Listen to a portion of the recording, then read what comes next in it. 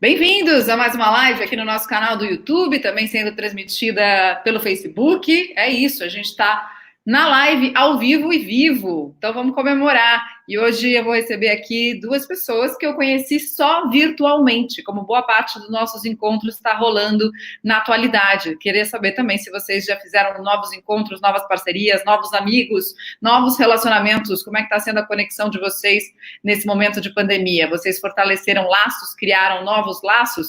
A gente faz laço até no luto. E é sobre isso que a gente vai falar aqui hoje com a Gláucia e com a Marília. Muito bem-vindas.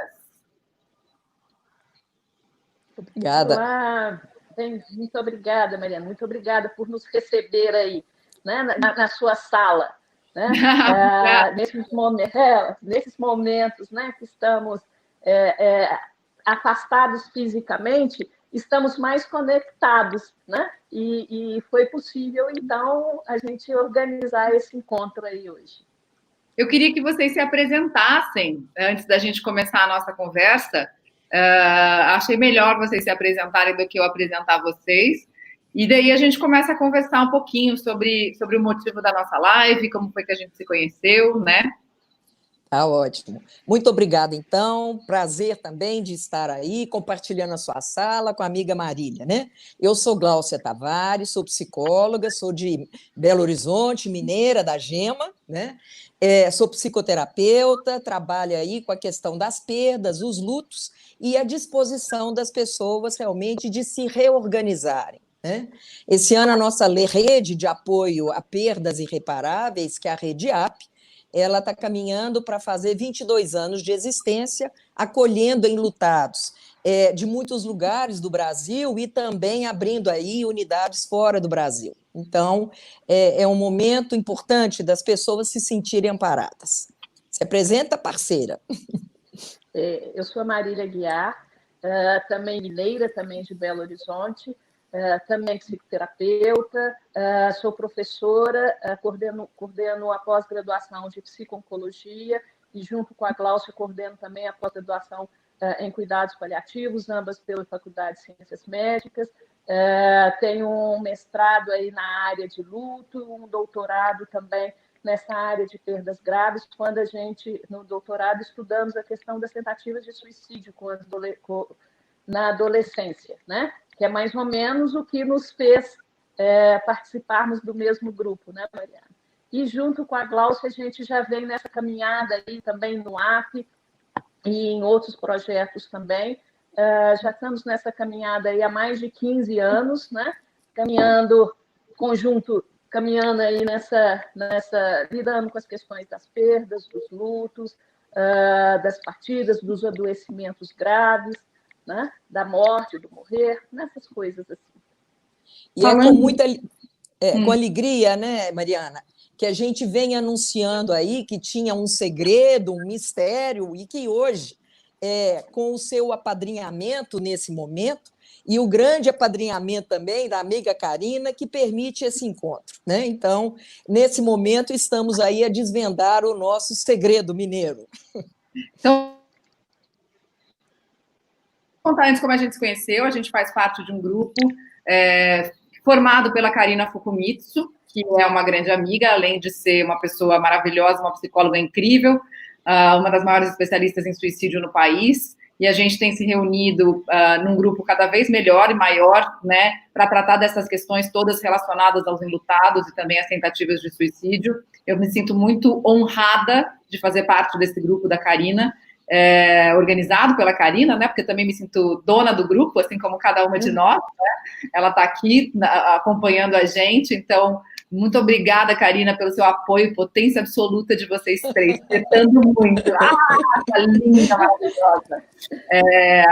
E aí a Marília e a Gláucia me procuraram, porque elas querem, então, anunciar algo que elas já estão gestando há bastante tempo e que eu sinto a honra de revelar, então, o segredo mineiro. O Fernando, que trabalhou comigo no Bem-Estar há muito tempo, ele dizia que o fato dele, ele falava assim, eu sou mineiro, mas eu não saio falando por aí muito, isso é segredo, porque senão se eu falo, vão achar que eu estou contando vantagem. Mas o segredo é esse segredo que vocês já revelaram e já está no sotaque, então não é esse o segredo. Qual é o segredo?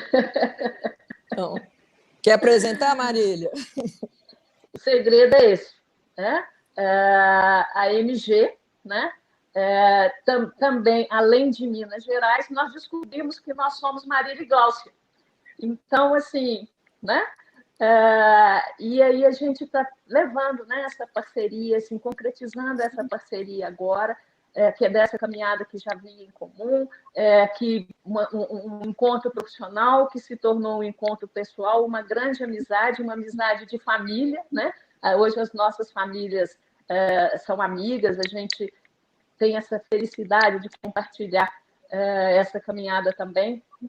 E então nós resolvemos agora, até em função, né, desse momento que a gente está vivendo de pandemia, observando aí como é que estão as coisas, entendendo até como a quarta onda, como essa preocupação com a saúde mental, nós resolvemos concretizar essa caminhada, inaugurando a MG Psicólogas Associadas. Com o sobrenome, né? A Psicólogas Associadas tem uma ênfase exatamente na questão da psicoeducação em saúde. Eu acho que esses são temas relevantes. Em nome das nossas vulnerabilidades, que são reais e que a pandemia apenas exacerba, o que a gente pretende no aspecto da psicoeducação é exatamente oferecer recursos, meios que possam ir além dos obstáculos que estão presentes e que a gente possa buscar saúde. Né? Não é uma saúde que é ausência de doença, mas é exatamente a facilitação e meios para que a gente possa realmente construir novos caminhos, ir além dos obstáculos. Então, eu estava lendo ontem uma pesquisa grande que saiu com gestores de recursos humanos, de RH, com mais de 400 pessoas ouvidas nessa pesquisa, e número 1, como necessidade colocada pelos departamentos de RH das empresas, com mais de 60%, 67% de pessoas que disseram isso, é assistência psicológica para os colaboradores. O que é muito diferente de psicoeducação. Sem dúvida. Né?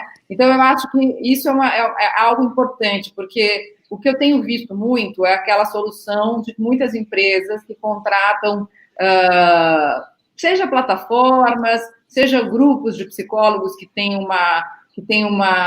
um custo um pouquinho melhor para corporações, e que ali oferecem esse serviço de atendimento psicológico aos seus colaboradores, com algumas sessões de terapia por mês. Mas eu queria que vocês explicassem um pouco o quanto isso difere da psicoeducação, né? Exatamente.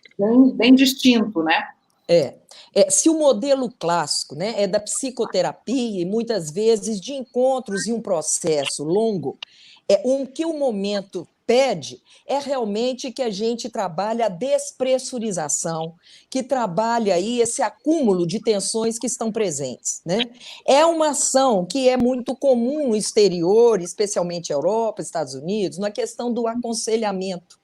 Então, a questão da psicoeducação é exatamente poder promover meios mais efetivos para que as pessoas busquem realmente uma forma mais completa de estarem e terem uma resposta mais imediata. Essa é a proposta. Né? E aí, quando a gente observa, né, Mariana, em relação até ao SOUMI, que leva em conta a consciência, a ciência, o cuidado, né, e a reflexão, a gente avalia que a psicoeducação ela considera isso. É uma integração de vários saberes, né, não é um campo específico, Marília podia completar aí, né, mas que vem realmente trabalhar muito nesse aspecto de estimular respostas e recursos e ações mais prontamente disponíveis, né? E favorecer isso, criar contexto para que as pessoas possam responder. A resposta não está conosco, não somos nós as solucionadoras, não temos soluções, não somos especialistas em soluções, mas criar condições, criar contextos que favoreçam que as soluções para os embates pessoais, emocionais, financeiros, né, e abalos em todos os campos estão aí presentes. Né? Quer completar, Marília? Embates relacionais, né? O interessante da psicoeducação é que você pode trabalhar tanto individualmente quanto em grupo. Então, o grupo e você não só respeita a autonomia, mas você trabalha em cima da autonomia da pessoa, da autonomia do grupo, né?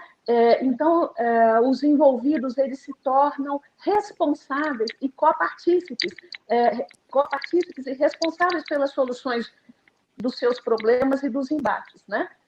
Feito a Gláucia falou, em todas as áreas, né? Então, a proposta é exatamente isso.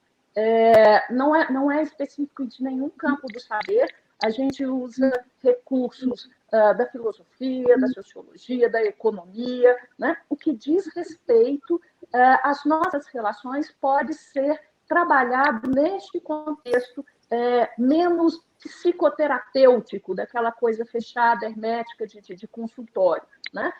E no grupo é muito interessante porque as soluções elas vão sendo construídas de acordo com a demanda do momento. E é muito curioso, porque a gente escuta muito de muitos terapeutas dizerem que é um trabalho solitário. E é interessante essa caminhada, né, especialmente da Marília e eu, ao longo desses 15 anos, e quantos trabalhos de parceria e quantas conexões e relações. Até porque, se eu estou em contato com outra pessoa, eu não estou sozinho, né? Eu estou com. Então, a proposta da psicoeducação é exatamente abrir esse caminho, né, esses canais de estar com e buscar soluções relacionais adequadas a cada momento. Eu gostei muito do que vocês falaram, isso, de não oferecer solução, até porque, né, e aí a Gláucia falou, né, criar contexto para que a solução apareça, porque, na verdade, às vezes o único caminho possível, né, é que a solução apareça durante o processo. Claro. Porque a gente não sabe nem qual é o problema, muitas vezes. Se a gente já oferece uma solução sem ouvir, sem ter esse primeiro encontro, para poder primeiro colher impressões e saber de fato aquilo que está acontecendo, não tem como oferecer uma solução pronta, né? Então, essa escuta e o estar com o outro são absolutamente fundamentais. E falando em estar com o outro, tem muita gente aqui participando da nossa live, e eu queria, obviamente, aproveitá-las para que a gente pudesse falar um pouquinho, dar um pouco de conforto para as pessoas também, porque já que vocês têm bastante experiência em luto, a Nilza está contando que perdeu o irmão dela essa semana e, obviamente, está com o coração partido. Nilza, te agradeço a presença na live. Imagino quão difícil para você deve estar até tocar o seu dia a dia por esse luto, por essa perda. E assim, meu abraço, meu coração apertado junto com o seu. E que bom que você pôde aqui falar um pouquinho sobre seu irmão, quem sabe trazer alguma coisa muito especial sobre ele para a gente poder compartilhar juntos. E deixar a Gláucia e a Marília falarem um pouco sobre esse luto agudo, né? Que é uma semana. E a sensação, quando a Nilza está dizendo do coração partido, né, a sensação é que sangra, e sangra, né, é uma ferida que de fato está ali. Né? Aliás, a Karina adora eu brincar com as palavrinhas e falar da ferida que eu chamo da ferida. Né? Evidentemente que nesse momento tão recente, nesse impacto numa forma muito diferente da gente estar vivendo nos rituais até de despedida. Né? Essa era pandêmica tem trazido isso, são vários aprendizados. Né? Agora, acho que é muito legal estar atento que nesse processo de luto, e dizendo para você, Nilza, muito provavelmente, com o coração partido, a lembrança e a presença do seu irmão possa estar agora mais intensa do que em outros momentos. É interessante como imediatamente após a ruptura, a presença é muito, muito intensa. Né? É uma presença ausente, mas é uma presença, não deixa de existir. Né? E que é um caminho de absorção desta condição. Eu costumo dizer, Mariana, que é quase a gente aprender um novo idioma, porque se existe aí o mundo das coisas tão práticas, tão concretas, é poder lidar assim com esse mundo simbólico, que a gente não vê, que a gente não pega, mas a gente sente, é sensível. Né? Quer acrescentar, Marília? O que você oferece para a Nilza? Eu ofereço também o meu coração, né? O meu abraço carinhoso, E nesse momento, o que a gente precisa, talvez o mais importante é isso, é nós nos sentirmos acolhidos, né? Porque dói, perder dói.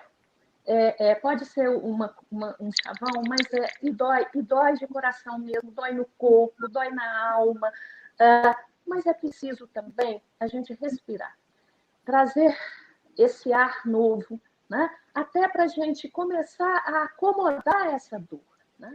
E nesse momento, a gente poder perceber que as pessoas estão solidárias à nossa dor, nos dá um alento.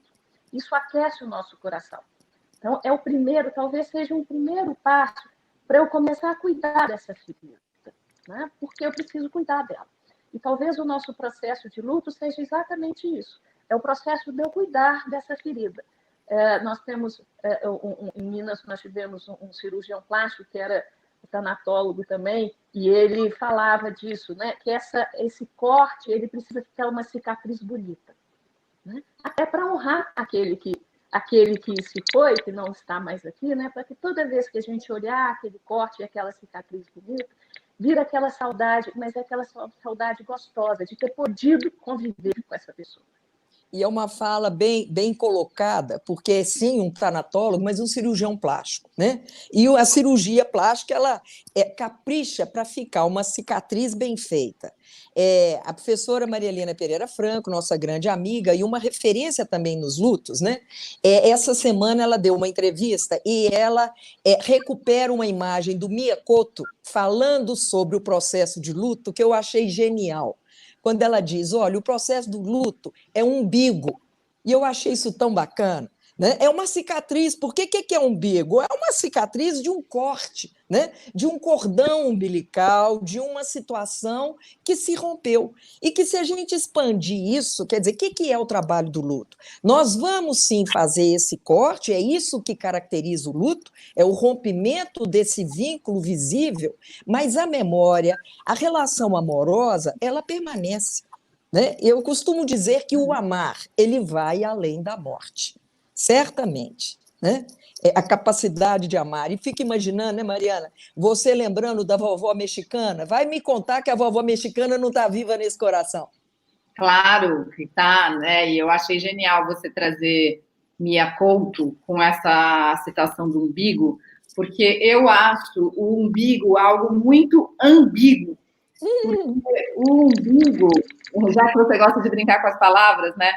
O umbigo, né? Quando a gente fala que alguém está sendo egoísta, né? A gente tem a mania de dizer, essa pessoa só olha para o próprio umbigo, mas não há nada que represente mais a nossa conexão e a nossa dependência do que o umbigo, né? Isso. Então, ele é ambíguo. E se a gente voltar lá atrás, né? No umbigo do mundo, o umbigo do mundo para os tempos antigos, gregos antigos, era exatamente uma cidade chamada Delfos, onde existia o oráculo.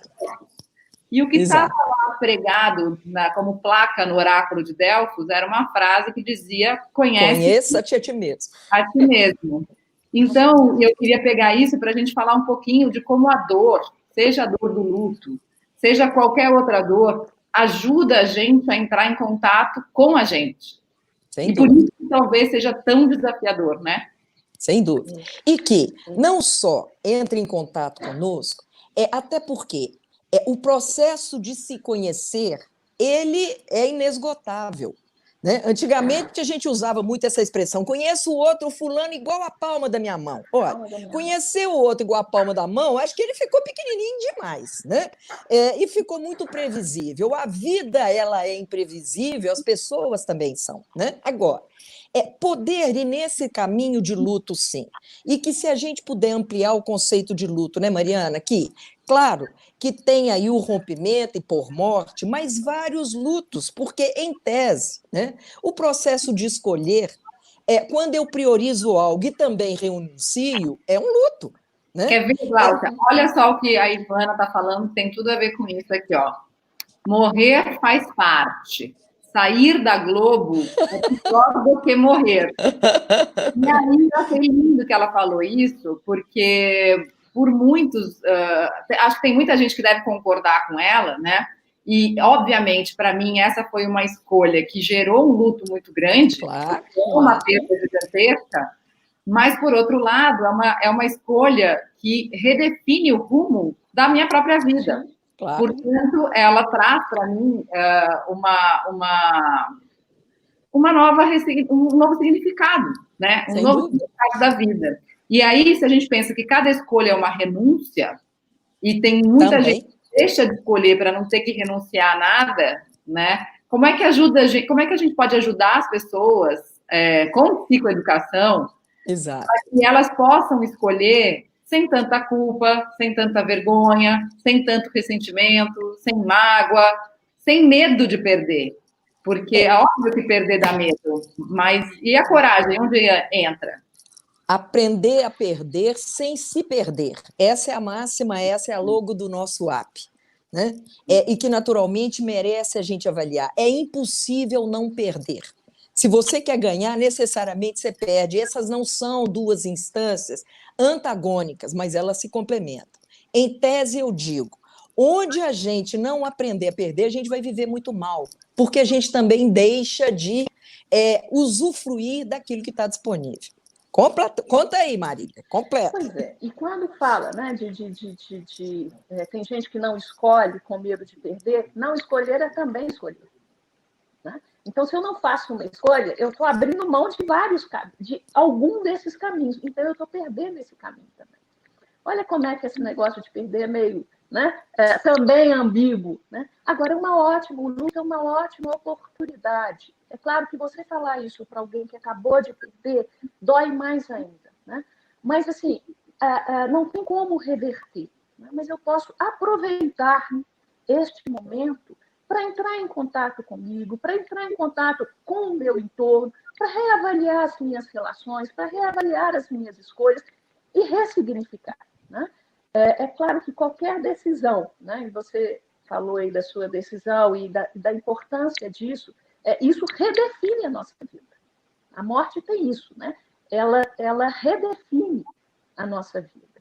Em especial quando a perda, seja de alguém, seja de algum projeto, seja de algum trabalho, né? Isso é significativo para nós. Né? Então, nos convida a buscar outros caminhos, a ver outras possibilidades de ação e de atuação também. Achei ótimo isso que você falou de não escolher também é escolher.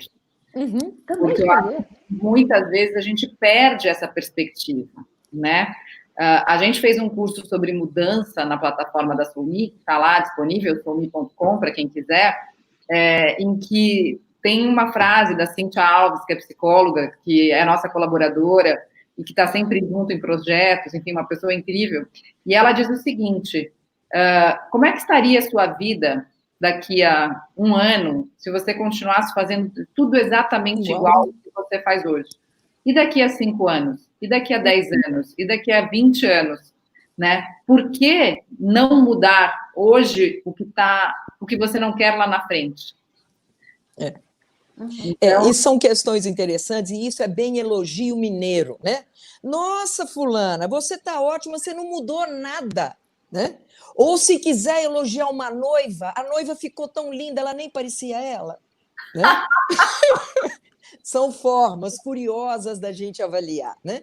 E o nosso amigo Sartre, um belo filósofo, já nos conta: somos condenados a sermos livres. É impossível não escolher, né? Eu posso ter uma escolha que eu sou partícipe, como a Marília está dizendo, atuante, e eu sou, então, né, um construtor da minha vida, ou, de fato, escolho não escolher, mas é uma escolha. Você sabe que eu estava assistindo, terminei hoje de ver um seriado que eu não sei se vocês tiveram a oportunidade de ver, chamado The Good Place. Está no Netflix, para quem quiser, né? O Lugar Bom, mas é um seriado quase de humor sobre a história do céu e do inferno. Existe céu, existe inferno, e o que é essa relação toda. Muito bem, as pessoas, dando um pequeno spoiler, mas que não vai contribuir. Estou notando aqui. No desenrolar da história. Mas dando um pequeno spoiler, as pessoas chegam ao céu e elas podem escolher tudo o que elas querem, imediatamente os desejos são atendidos, e elas nunca vão embora de lá, porque aquilo ali é a eternidade. Então, elas podem fazer tudo errado, elas podem ter as coisas mais absurdas que elas desejam, e elas sabem que não haverá consequências e nem partida, porque aquilo vai permanecer exatamente igual. E o que acontece lá, nesse cenário absolutamente hipotético, é que as pessoas ficam absolutamente apáticas. Claro. Então, você tem ali, tem um dos personagens do seriado que é um amante inveterado da filosofia e dos grandes pensadores, e que ele, quando chega lá, obviamente ele quer falar com Platão, com Aristóteles, com Nietzsche, enfim, com Schopenhauer, e aí ele encontra pessoas desse calibre, e as pessoas não conseguem mais somar 2 com 2, porque o cérebro encolheu. Sem nenhum sentido prático e nenhuma habilidade, porque não precisa mais fazer escolhas, não precisa mais pensar, e aquilo parou de funcionar, atrofiou. Então, eu acho que é uma reflexão muito interessante, assim, apesar de uma sátira, para a gente pensar o que aconteceria se todos os nossos desejos fossem atendidos magicamente, como muitas vezes a gente sonha, né? E que é uma tentação, né, Mariana? E é, de novo, expressão mineira. Querer que o mundo termine em barranco para morrer encostado. Né? Quer dizer, quanto mais acomodado, né, essa é uma tentação. Agora, por outro lado, a acomodação, de fato, nos paralisa. Né? Evidentemente que poder graduar níveis de instabilidade é um caminho, e a psicoeducação, ela, de alguma maneira, né, ela traz isso. De que maneira? Diante da instabilidade, que é real e é da vida, nós podemos buscar pontos de sustentação, né?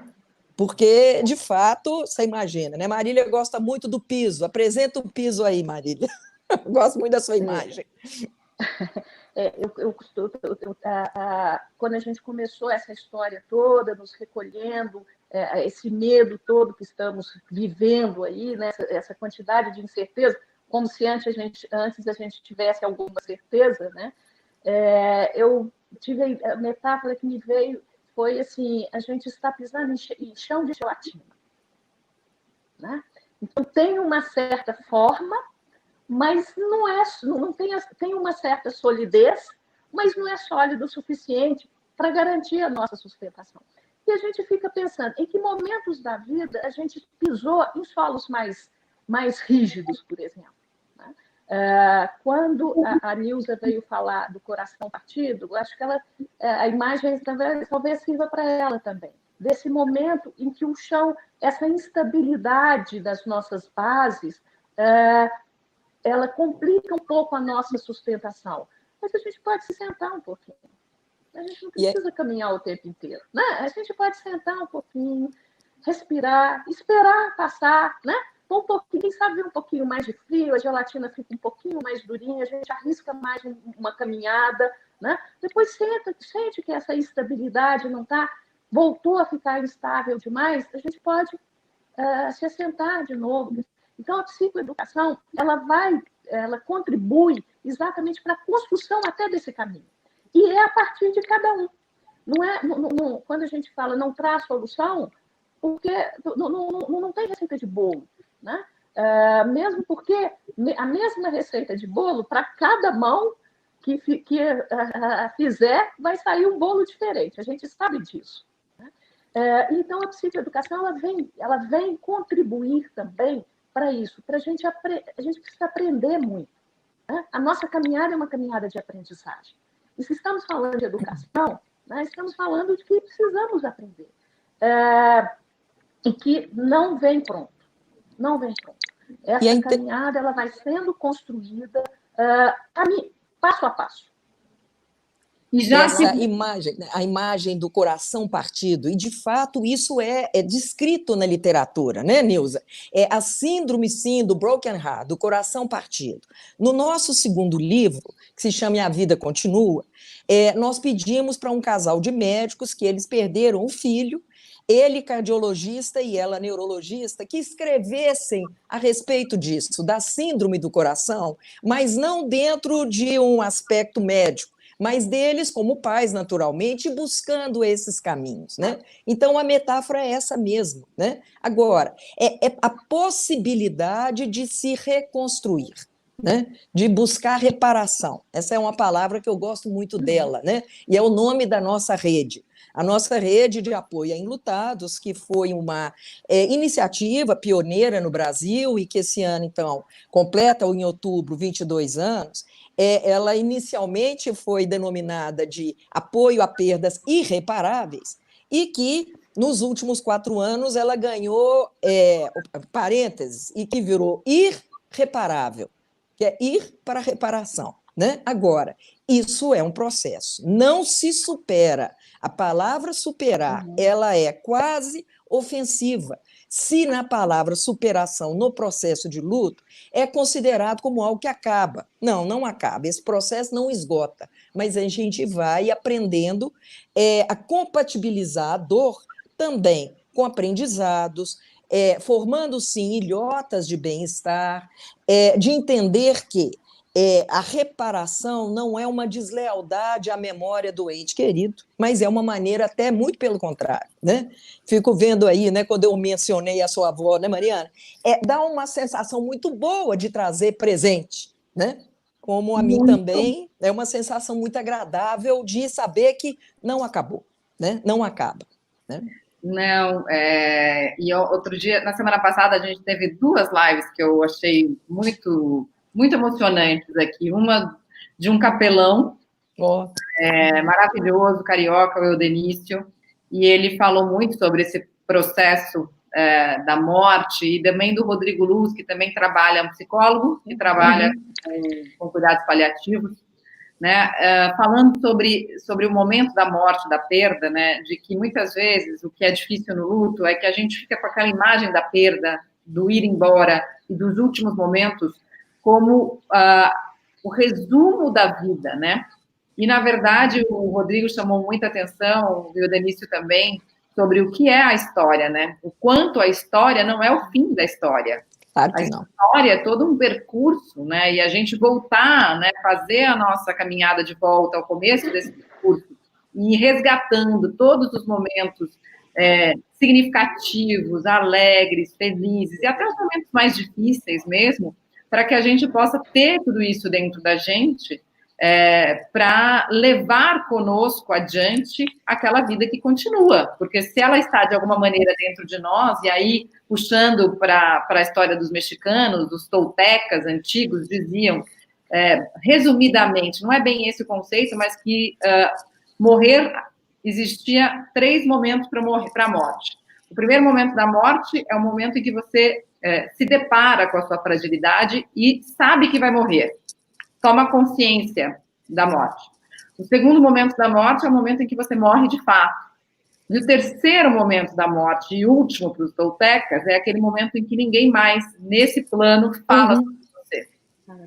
Então, eu acho que nós que ficamos, né, enquanto estamos aqui, temos também a missão de levar a vida adiante, todas as vidas que já permitiram que nós estivéssemos assim da maneira que estamos, porque toda a nossa existência foi moldada pelas vidas anteriores com as quais a gente conviveu e aquelas que também estão convivendo com a gente simultaneamente, nesse tempo e espaço, né? E é muito interessante porque se tem a dor do luto, é óbvio que tem, dói porque foi bom. E que poder também introduzir a gratidão por esse tempo vivido, claro que a gente gostaria que ele fosse interminável, mas essa não é a regra da vida, né? Tudo aquilo que nasceu está condenado a terminar. Até a nossa conversa, Mariana, você acredita? Pois é. E aquela história, e se não terminasse, né, ia acontecer igual no seriado, né? The Good Place. Que é uma pergunta que a gente vive se fazendo, né? Seria a morte a finalidade? Seria o fim ou a finalidade? Ou é fim e finalidade? Exatamente. Porque se saber aqui, se fôssemos imortais, né, para que fazer as coisas? Eu posso fazer amanhã, depois. A protelação vai ser para sempre. Né? Mas a gente sabe que para sempre acaba, né? E essa Exato. consciência da terminalidade é algo que, no mínimo, qualifica o nosso tempo. A necessidade de fato, nós qualificarmos o nosso tempo, as nossas escolhas, porque esse não é reparável, né? Não é. E vocês acham que agora que nós estamos, de muitas maneiras, ressignificando tudo na nossa vida, a ressignificação do tempo será ainda maior e das nossas escolhas também? Essa é uma questão interessante, Mariana. Marília, eu, dois pediatras, o Eduardo Tavares, por acaso é meu marido, e a Lilbiana Araújo, nós vamos oferecer um curso sábado agora, por isso a gente precisava da surpresa hoje para apresentar a MG, né? E exatamente nesse curso, onde a nossa ênfase é a saúde da criança no tempo de pandemia, né? Marília vai contextualizar esse mundo desconhecido, o Eduardo vai falar da ética relacional nesse momento, a Lilbiana, que é uma neuropediatra, ela vai falar da questão da prevenção do estresse tóxico, e eu vou exatamente desenhar esse futuro, né? Conversando e desenhando isso. Quer dizer, são algumas apostas. Como que cada um de nós vai lidar com esse tempo e com essa escola que nós estamos, né? E eu acho que é interessante, eu anunciei tanto que a pandemia era o puerpério do mundo, e aí curioso, porque foi justo na pandemia que está nascendo a MG, né? Onde Marília e eu nunca estivemos tanto tempo fisicamente distantes, porque a gente era vizinha, além de tudo, e ela fez a descompostura de mudar de bairro em Belo Horizonte, né? Nem perguntou se eu deixava, né? E que, além dessa questão, agora está em outra cidade, está no interior, né? Esteve em Belo Horizonte, na porta do meu prédio, e a gente não encontrou, porque eu estava trabalhando na hora que ela veio, né? Mas nunca estivemos tão conectadas, a ponto até de fato, estar nascendo isso. Então, o que é que a gente pode fazer com essas oportunidades, né? Eu acho que é bacana a gente avaliar isso, porque se a palavra crise, a gente vem aí do ideograma oriental, dizendo de perdas e de oportunidade. Aprendi também com a Prícila Miranda, que é uma oncologista, e tem um projeto lindo que Marília e eu estamos trabalhando com ela, que é o Doutor Presente. Ela vem nos contando que a etimologia da palavra crise é decisão. E isso é luto, presta atenção, porque decidir é luto. Né? O que eu priorizo e o que eu renuncio. Se nós não aprendermos a abrir mão, a lidar, inclusive na história do tempo, do que é dispensável, do que é de fato descartável, nós vamos viver muito mais do que é supérfluo. Como que a gente se coloca refém de posições e condições supérfluas? E que esse momento, no mínimo, está contando isso para a gente. Conta aí, Marília. Sem dúvida. Peraí, eu tive que fazer uma pequena interrupção aqui, porque essas coisas, né? Em tempos de pandemia, o meu computador resolveu ficar pandêmico também, sabe? Então, meu marido generosamente está deixando eu compartilhar o computador dele comigo. Ele acabou de entrar aqui e falou assim, é urgente. Eu falei, tá bom, então só no seu computador. Toma o que é seu. Toma o que é seu. Não, eu até te empresto o seu computador. Né? Então, mas a gente estava falando, Marília, dessa história do tempo, de uma volta àquilo que é essencial. Isso. É interessante porque, num primeiro momento, né, todo mundo falou assim, estamos em isolamento social. Eu comecei a prestar atenção que eu pegava o meu telefone, eu tinha muito mais mensagens do que no dia anterior. Que isolamento que é esse? E que social que é esse? Então, quer dizer, o que a gente tinha, não é? Né? Então, o que a gente viu, talvez ficamos aí com esse tempo meio desconectado, sem muita... até por conta desse chão mais firme, né? Dessa gelatina. E hoje a gente está aprendendo até a usar melhor o nosso tempo. Porque a gente sabe que ele não vai voltar. Né? É aquela coisa, independente da sua vontade, ele foi.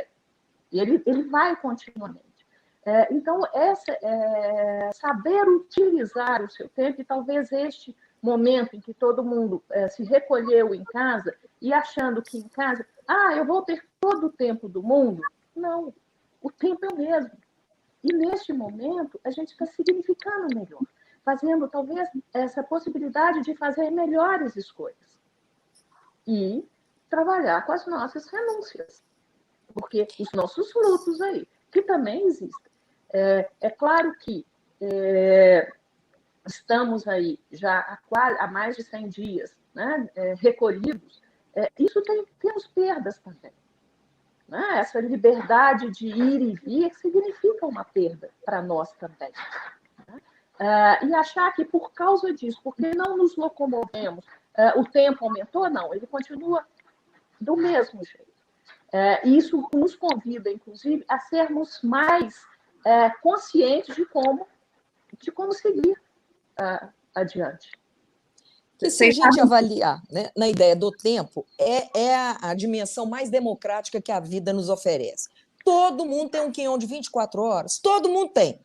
Né? O quinhão, esse é igualitariamente distribuído diariamente. Agora, o que cada um faz?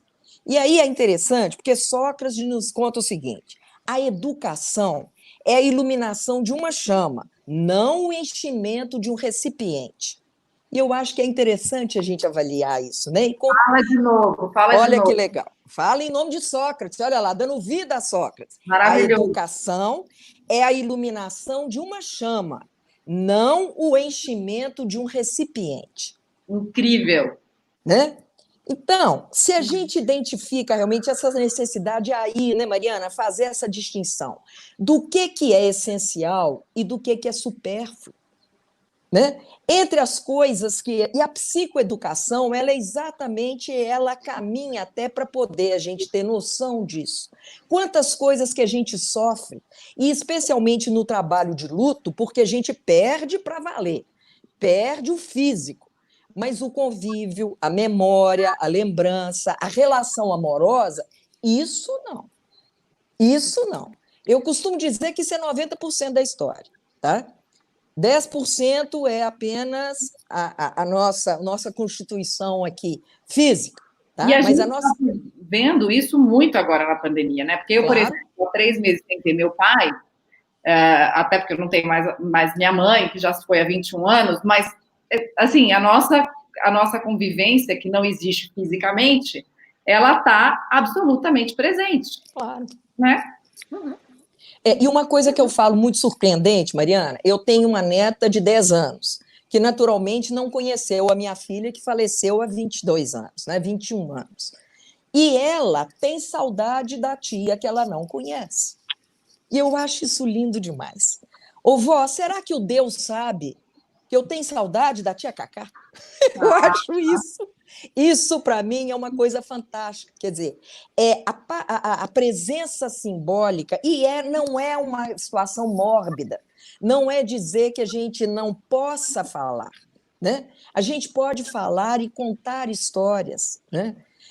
Eu fui mexer em algumas coisas da tia Cacá, há 22 anos ainda guardada, e eu perguntei para minha filha, mãe da minha neta, né?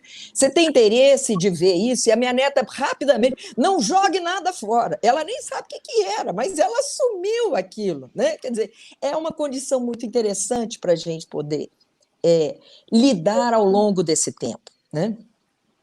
É muito incrível isso, é muito incrível. Você sabe que esse final de semana eu estava com os meus 2 filhos e meu sobrinho, então eu passei o final de semana com 3 filhos, né? Que é uma delícia também. E aí eu estava pensando nisso, exatamente, assim, o quanto, assim, que eles entraram numa... A gente, falando em psicoeducação, meus filhos começaram a fazer um ritual noturno por iniciativa própria, em que eles fazem assim, todos os dias eles falam um agradecimento do dia, uma crítica do dia, um elogio do dia, um pedido de desculpas e um pedido para o universo. Uau! E aí, então, é uma maneira de refletir sobre o dia, enfim, né? E até falando do tempo, um pouco, né? Da gente pensar nessa reflexão, o quanto vale, né? Por exemplo, o agradecimento do dia, o quanto vale o pedido de desculpas, o quanto vale o elogio, né? E aí, quando foi minha vez, obviamente, o que me veio à cabeça foi o que eu mais queria pedir para o universo, se eu pudesse pedir qualquer coisa, era que a minha mãe estivesse aqui para presenciar vocês 3, né? E aí eles me pediram para contar histórias. Da sua mãe. Que delícia. Então, eu acho que é isso. De alguma maneira, ela estava lá presente. Claro, claro. Né? Então, e aí a gente fala de um outro tempo. Hã? Oi? Eu não... Né? Primeiro a gente falou de um tempo concreto, aí a gente fala de um outro tempo. Né? Que é um tempo que a gente não mede. Que é o que eu costumo dizer que é o tempo do coração. Né? E até neste tempo de coração, né? Esse tempo do coração, a gente também precisa aprender a lidar com ele. Né? Acho que na hora que você traz a sua avó, a sua mãe aí, a avó das crianças, de um outro tempo, de um outro espaço, ela se mostrou, ela estava presente para eles. E tenho certeza que e foi morar agora de um outro jeito dentro do coração deles. Isso é uma oportunidade muito única também, né? Que esse tempo está nos proporcionando. Então, eu acho que esse tempo de pandemia não haverá saída para ele se a gente, de fato, não se conectar com esse tempo do coração. Sem dúvida. Porque, claro que a gente tem as mesmas 24 horas, mas eu acho que a gente está fazendo um processo de análise muito forçado até, de qual é, de fato, o tempo que toca o meu coração. E aí eu vou te apresentar o Miyakoto, que você tanto gostou do umbigo. E ele eu conta, adoro o Miyakoto.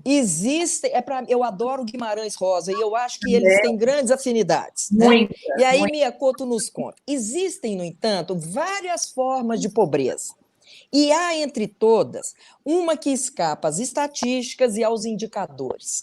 É a penúria da nossa reflexão sobre nós mesmos. Miyakoto. Né? E eu acho que esse tempo de reflexão, quer dizer, quando você fala dessa brincadeira dos seus filhos com o sobrinho, isso pode ser de uma forma lúdica, né? E é interessante esse caminho da autorreflexão, do aprendizado, né? E a ideia da psicoeducação é exatamente isso, quer dizer, o aprendizado, a situação e a colocação de ser aprendiz na vida, ela está presente. Né? Aliás, né, no nosso segundo livro, que é E a Vida Continua, foi um grande desafio, porque meu marido e eu estávamos fazendo 50 anos de namoro, e eu queria celebrar isso. Né? Então, os 50 anos de namoro né? E o povo fala que é de... Não, né? Não. Né? E eu continuo namorando, que eu gosto de namorar. Né? E a ideia é concretizar isso, foi escrevermos juntos. Então, a primeira parte do livro é escrito por nós, e nós acabamos denominando a questão do ser infeliz ou ser aprendiz.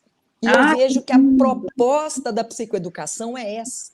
Né? Quer dizer, o aprendizado, a constituição de aprendiz é algo que nos vitaliza. Né? Ninguém ensina, né? Mas a gente pode fazer caminhos realmente, como está dizendo aqui o Sócrates, né? De não ficar, colocar essa luz, e não é de encher, porque não esgota. Né? E falando sobre as crianças, já que vocês vão falar sobre elas esse final de semana, né? O que a gente faz muitas vezes é que a gente vai preenchendo esses espaços, né? E acabando com a possibilidade de acender a chama. E eu acho que isso é muito interessante, a reflexão, porque hoje a gente está aqui em casa, a maior parte do tempo com as telas todas abertas, e aí a criança chega com aquela pergunta maravilhosa do tipo, né? Do que são feitas as nuvens? E aí você vai no Google e aí você enche a criança de uma informação que ali não vai fazer a menor diferença, quando, na verdade, você poderia perguntar para ela do que você acha que são feitos. E aí você aprender com ela e acender a sua chama do aprendiz e ser feliz naquele momento, sem o Google para te atrapalhar. Claro. Né? E que é isso, não é encher o recipiente. Né? E um instrumento importantíssimo da psicoeducação é isso, é aprender a fazer pergunta. Não é a resposta. Né? Quando a gente está dizendo a nossa função não é de dar resposta, mas é sim favorecer contexto para que perguntas possam existir. E, especialmente, perguntas reflexivas. Né? De que maneira que essas perguntas trazem, né? Esse caminho de avaliar isso. Né? O que eu estou fazendo aqui? O que vale para mim? O que é valor para mim? Para onde que eu vou? Olha, a Maria Iris está concordando. O autoconhecimento, nesse momento, é primordial na nossa época de tantas emoções que surgem a partir de tempos instáveis. Agora, como é que a gente faz perguntas para nós mesmos quais são essas perguntas que geram, de fato, uma aprendizagem sobre aquilo que nós somos? Tem uma pergunta que eu gosto muito, né? Que eu faço constantemente. O que me motiva a levantar de manhã cedo? Quando eu acordo, eu abro os olhos e eu vou levantar, o que me motiva? Outra perguntinha clássica é: que sentido que isso tem para mim? Eu gosto muito do sentido, porque não só é uma direção, como é uma biodigestão. Como é que isso me impacta?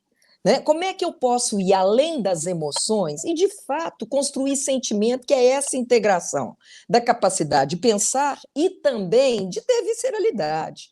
Né? Então, construir sentido, e sentido eu não posso vender, alugar, emprestar, é uma construção pessoal e intransferível. Né? E que, se a gente estava falando do tempo, fazer algo que não tem sentido é um desperdício de tempo. E, de modo geral, as pessoas que mais desperdiçam tempo são as que têm mais pânico da morte. Mesmo porque a morte vem aí, né? Determinar um fim. Fiquei até impactada com essa frase, Glaucia. Queria dizer depois disso, porque acho que você resumiu algo assim que é tão óbvio, mas que eu acho que as pessoas não se dão conta disso, né? Uhum. Esse medo, né? Que acho que em última análise resume todos os nossos medos, né? Uma vez eu estava entrevistando o Dr. Daniel Barros, que virou meu amigo depois de tanto tempo trabalhando junto no Bem-Estar, e ele falou, a gente estava conversando num café, não estava nem numa entrevista, mas ele falou, você sabe que uma das perguntas mais interessantes que me fizeram uma vez foi assim: doutor Daniel, todo medo, no fundo, é um medo da morte? Uhum. E, na verdade, né? Porque se a gente pensar na falta de dinheiro, em última análise, ele pode levar à morte por fome, por estar sem abrigo e estar, portanto, sujeito a uma violência, né? Se a gente pensar no medo de ser abandonado por alguém, a gente está falando da morte de um relacionamento, né? Então, a gente está falando de morte mesmo. E a gente agora está tendo a oportunidade de conviver planetariamente com a morte muito de perto. Sem dúvida. E com muitas vezes uma ilusão de uma onipotência. E é interessante, porque entre a ilusão da onipotência, se com você confirma que ela não existe, quanto mais preso nessa onipotência, mais a gente vai ter impotência. Agora, compotência é a potência de estar na vida, porque a vida tem limites, sim, e também possibilidades, né? Não pode tudo. E é interessante, Oswaldo Montenegro nos conta, quem é o chato? O chato é aquele que você pergunta, e aí, tudo bem? Ele fala, não. Né? Porque nós convencionamos e reduzimos a vida a tudo e nada. Olha, são referências ilusórias, fora da vida. Está fora da vida. Né? Eu disse um tudo. Não é um tudo. Né? Você disse o tanto que foi possível. Né? O outro não entendeu nada. Não, ele entendeu o que foi possível. Quer dizer, e eu vejo que, mais uma vez, né, a pandemia nos traz essa oportunidade de avaliar o que é possível, o que pode. E saúde, quando a gente está chamando a questão para educação, para psicoeducação em saúde, saúde é avaliar, assim, o que você quer, o que pode e o que você deve fazer para alcançar. Os três não se eliminam. Eles são interdependentes. Nós precisamos dos três. E saúde é isso. Você não pode tudo, ninguém pode tudo, mas ninguém não está reduzido a nada. No mínimo, né? E a gente conhece a capacidade de sonhar, de imaginar. Né? É possível. Fala, Marília. Sem dúvida. Acreditar, né, que eu posso tudo é tão ilusório quanto acreditar que eu posso nada, né? Está na mesma vibe. Da mesma vibe da ilusão, que eu costumo brincar que está lá no fantástico mundo de Bob, que aqui no mundo, na vida, não cabe. Na vida não cabe. Aliás, olha só, mais um relato aqui. O filho é eterno enquanto existirmos fisicamente postos. Uma parte de nós sempre será assim. Muito bem dito, Glaucia. Não se supera filho, mas aprende a lidar com ele em outra dimensão. É isso. Pode ter certeza. E ainda parece. Não é porque a gente não está vendo que não exista. Claro. Nós acreditamos que só existe aquilo que a gente enxerga. Não, tem muita coisa que a gente não enxerga e que faz muito mais sentido do que o que está na nossa frente, concretamente sendo enxergado. E é Guimarães Rosa que nos conta. Aquilo que não existe de ver tem força demais em determinadas situações, né? A minha filha faleceu com 18 anos. Quando completaram 19 anos da morte dela, eu perdi 2 vezes, porque até então eu tinha mais tempo de convívio físico do que de ausência, né? E agora, caminhando, então, sim, para os 22 anos, fecharam esse ano, 22 anos da morte física, nunca teve tão presente. Ela nos une aqui. Ela me ligou a Marília, ela me ligou a Karina, que ligou a você. Repara bem, se a gente não tem que agradecer, eu chamo de deusidências. Deusidências, maravilhoso! Amei isso, amei. E você sabe que esse ano foi esse ano da inversão para mim do tempo da minha mãe. Até então fazia 20 anos e agora faz 21. E é impressionante como a gente sente essa virada mesmo, né? De que estamos nesse mundo há mais tempo sem do que com, mas continuamos com, né? Claro, está aqui, é estar com. É estar com. É. E aí é o Guimarães, de novo, que nos conta. Olha, tem 2 tipos de saudade. Tem uma que é uma caduquice. É a gente querer o que não tem mais. Mas tem outra saudade que é trazer para perto. Está aqui. Essa ninguém me rouba, Carlos Drummond já nos dizia, né? Uma vez essa ausência assimilada, ninguém a rouba mais de mim, ela está aqui. Né? E eu gostaria de dizer para a Nilza isso. Nilza, o seu irmão não sairá do seu coração. Né? Ele estará aí. O coração agora está partido até para acomodar a memória dele. Mas ele é um caminho de fazer essa colocação. Né? Dizer para o Elton também, porque perdeu a avó e o tio na mesma semana de coronavírus, fazem 15 dias, essas dores são muito fortes. E Elton, pegando o gancho do que a Gláucia falou, eu queria te dizer o que eu disse para o meu filho, a primeira vez que eu ia viajar, e eu estava com medo, obviamente, de acontecer alguma coisa comigo e não voltar. E eu fiquei pensando, o que eu posso dizer para ele nesse momento? E aí eu disse assim, filho, se você sentir saudade, me procura dentro de você. Legal. Uhum. Então, Elton, eu acho que você pode procurar sua avó e seu tio para sempre dentro de você e aí trazer para o peito essa saudade que a Gláucia falou tão lindamente, que não é a saudade que caduca, mas é a saudade que aquece o coração e que faz a gente entender por que a gente esteve conectado com essa pessoa tanto tempo e faz entender até aquilo que não dá para se explicar com palavras. Sem dúvida. É claro que a situação... E esse coração partido, né, que foi a imagem que a Nilza trouxe, é exatamente isso, a Gláucia falou disso também, esse tempo de reacomodar, que a gente precisa realocar, né, fazer uma outra casinha para essa pessoa que já não está presente fisicamente no nosso coração. Né? Porque não vai ter aquela... o lugar não é o mesmo mais, mas tem um outro lugar, e esse lugar precisa ser construído de uma maneira muito especial. E talvez essas rachaduras seja exatamente essa oportunidade de eu cuidar melhor desse espaço da memória, desse espaço da lembrança, esse espaço de amar que é infinito. Este, sim, é para sempre. E eu gosto muito de fazer uma distinção do que é o amor, porque muitas vezes, no subjetivo, o amor vira posse, vira dono, mas o amar é verbo. O amar é decisão, o amar é ação. Né? E poder amar a despeito da morte, quer dizer, se a gente está dizendo que o maior medo é da morte, né? E da morte dos nossos queridos, entender que não é a morte que impede que a gente continue amando. O amar é uma decisão. Né? Você sabe que eu estou lendo um livro que ensina a gente a falar com os anjos. E essa autora maravilhosa, ela é um livro chamado Se Tornando uma Alquimista, o Manual do Mágico Moderno. Uhum. E aí, o que ela diz? Ela diz o seguinte, que os anjos, eles falam só a linguagem dos verbos. Exato. Então, você precisa aprender a abstrair conceitos e trabalhar nesse abstrato, que é o gerúndio.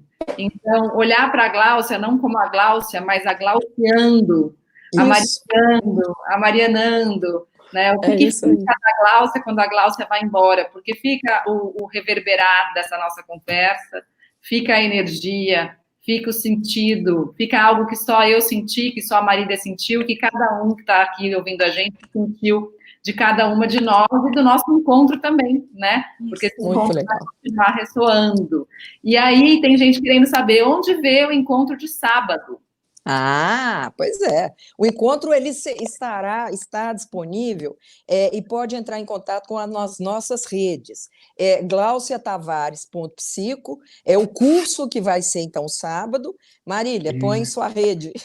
O meu Instagram é MAF Aguiar, Facebook Marília Aguiar. Né? E você falou disso, né, Mariana? Eu costumo sempre falar que é o nosso perfume, né? É muito interessante. Cada um de nós tem um cheiro, tem um perfume, e quando a gente vai deixar esse perfume em alguém, faz toda a diferença. Eu falo que é o que faz sentido na vida. Né? E é legal quando você fala dos... O seu também, glauciatavares.psico. Tá. Tá? Quando você se refere aí à linguagem dos anjos e dos verbos, né?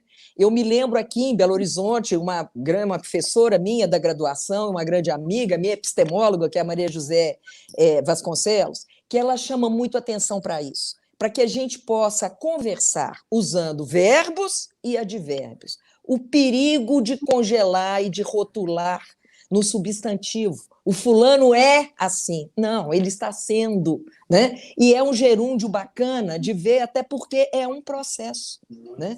Assim como o trabalho de luto, ele não esgota, ele é um processo, né? Se tradicionalmente, por muito tempo, se atribuiu que tinha um prazo, que hora que o luto termina? Não, meu bem, né? Luto faz parte da vida, né?